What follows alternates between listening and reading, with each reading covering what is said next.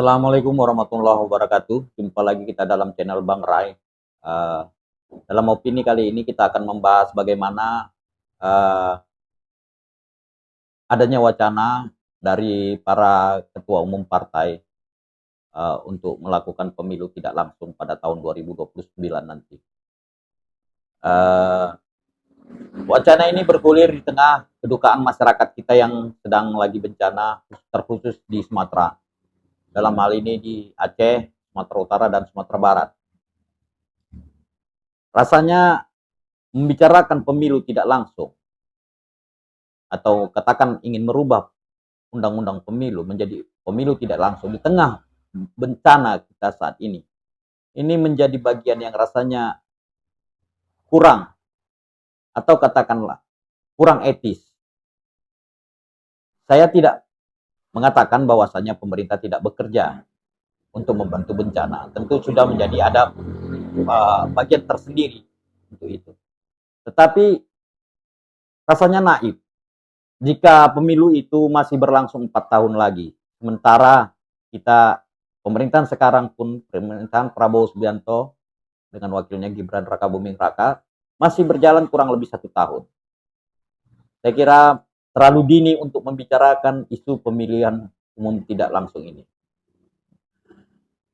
Andai pun tetap harus dibicarakan dan menjadi opini liar di masyarakat, saya kira ini juga perlu menjadi perhatian pemerintah sekarang ini.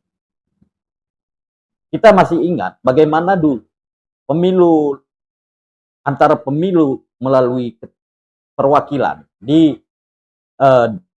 DPR. Saya ingat ketika itu Ibu Megawati tidak terpilih menjadi Presiden Republik Indonesia yang ketiga, yang keempat, yang keempat, ketika itu dikalahkan oleh koalisi Poros Tengah.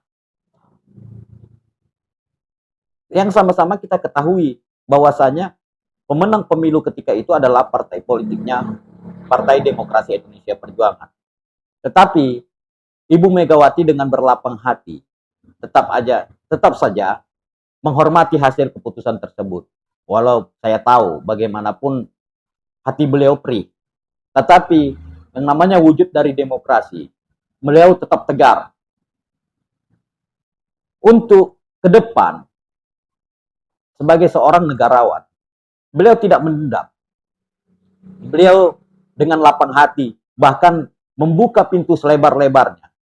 Bagaimana ketika beliau menjadi Presiden Republik Indonesia yang ke-5, saya kira itu, sebelum Bapak SBY, beliau membuat satu undang-undang dan melaksanakan pemilihan umum secara langsung.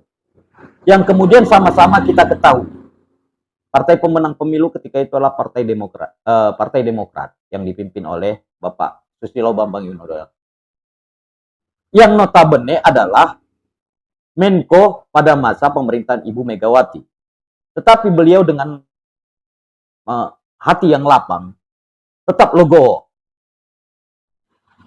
ketika anak buahnya, katakanlah demikian, atau anggota kabinetnya menjadi presiden yang berpasangan ketika itu dengan Bapak Budiono.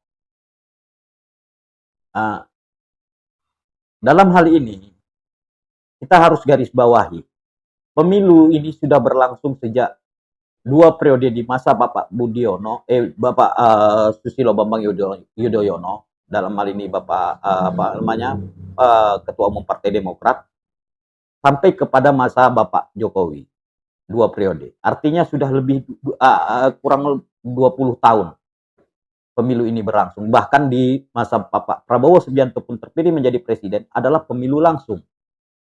Pemilu langsung tidak hanya pelaksanaan pesta demokrasi yang biasa saja, tidak. Saya kira tidak. Kita harus jelas, bukan hanya pesta demokrasi saja, tetapi adalah bagaimana kita mendapat pemimpin yang legitimate di masyarakat. Ini yang perlu digarisbawahi, bahwasanya andai kata pemilu itu dipindahkan dari ruangan terbuka menjadi ke ruangan yang gelap, bagaimana mungkin masyarakatnya akan mengetahui siapa pemimpinnya kelak di kemudian hari dan apa kebijakan-kebijakannya yang juga berimplikasi kepada kehidupan sosial masyarakat. Ini yang perlu digarisbawahi oleh para pemimpin nasional kita. Sehingga saya beranggapan pemilu tidak langsung ini hendaknya hanya sebatas wacana, tidak kemudian menjadi satu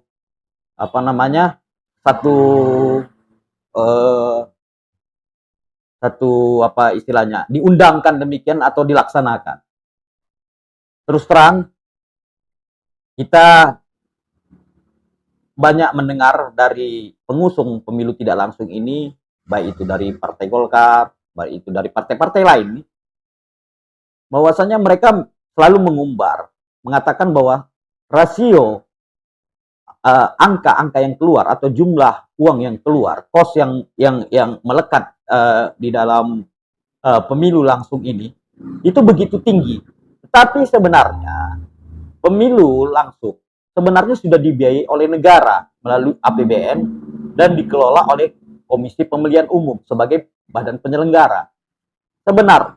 Seharusnya para caleg atau kan calon-calon legislator, kemudian juga calon para pemimpin, baik itu di tingkat kabupaten kota, gubernur hingga presiden, seharusnya hanya mengeluarkan biaya yang biasa saja, tidak kemudian menggelontorkan biaya yang di luar akal sehat kita sebagai katakanlah dalam berdemokrasi.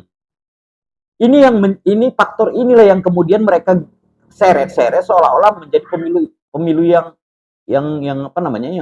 membengkak, yang membesar biayanya. Nah, saya kira tidak apple to apple untuk mengkaitkan itu. Di satu sisi pemilu yang membengkak biayanya, padahal ini adalah pengeluaran pribadi, diseret-seret menjadi hak rakyat dikebiri. Nah, ini yang saya mohon kepada para pemangku kepentingan agar memikirkan kembali. Saya sepakat bahwasanya pemilu tentu akan mengeluarkan kos. Saya paham akan hal itu. Tetapi kos tersebut kan bisa saja dibagi ke dalam biaya-biaya pos-pos tertentu tanpa harus mengambil alih hak dari masyarakat. Kenapa saya katakan demikian?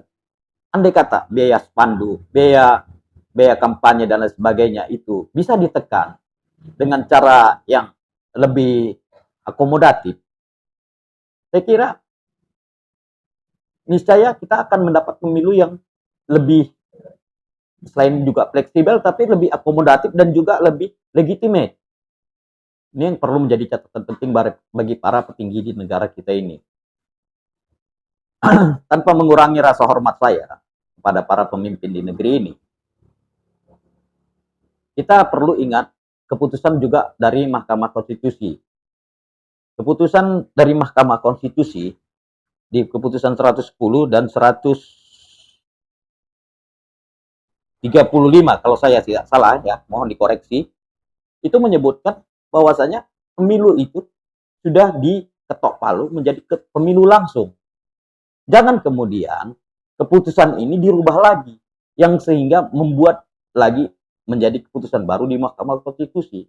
Penetapan-penetapan seperti ini saya kira tidak menjadi pembelajaran yang baik bagi kita ke depan. Sama seperti halnya kasus 90 kemarin. Ini kan kita sudah sepakat bahwasanya usia untuk calon presiden atau bagaimanapun itu adalah usia 40 tahun. Tetapi kemudian dirubah melalui tanda kutip istilahnya paman. Ini yang membuat negara ini menjadi gonjang-ganjing. Kehidupan demokrasi kita ini menjadi terus bergonjang-ganjing tanpa pernah selesai dan mengarah ke depan. Apalagi menggeser arah pemilu langsung ini menjadi pemilu tidak langsung. Ini layaknya kita kembali kepada zaman Orde Baru. Kalau kemudian bahwasanya pemilu langsung itu seperti yang saya katakan tadi membuat biayanya semakin membengkak, Saya kira bisa ditekan. Contohnya melalui penguatan-penguatan hukum, termasuk pidana-pidananya yang selama ini saya kira masih rentan, sangat rentan. Eh, Nanti akan kita bahas di sesi selanjutnya. Tapi saya kira sangat rentan eh, pidana dari pemilu, dari apa namanya, dari eh, apa namanya tadi, bahasa hukumnya, pembahasan hukumnya atau pidana hukumnya di situ, masalah pidananya terhadap para orang-orang yang menyebarkan money politik ini masih sangat rentan. Nah, inilah yang kemudian harus menjadi bagian integral yang tak terpisahkan yang harus diperbaiki, bukan malah menggeser pemilu langsung menjadi pemilu tidak langsung. Saya kira untuk ke depan alangkah baiknya para politikus kita ini lebih memikirkan kepada kepentingan-kepentingan umum daripada hanya memikirkan kepentingan politik sesaat. Saya kira itu tanpa mengurangi rasa hormat saya, apalagi di masa yang sekarang ini masih banyak daerah-daerah kita yang terus terang ini menjadi perhatian serius. Tidak hanya kepada pemerintah, para pihak swasta juga perlu dilibatkan lebih aktif untuk agar negara ini menjadi lebih kondusif, lebih maju. Saya kira itu saja. Saya berharap para petinggi-petinggi partai mendengarkan suara dan aspirasi masyarakat kita, agar janganlah memberikan satu apa namanya contoh atau wacana-wacana yang kemudian justru akan memecah belah masyarakat kita. Saya kira itu saja. Wabillahi taufiq wal hidayah. Wassalamualaikum warahmatullahi wabarakatuh.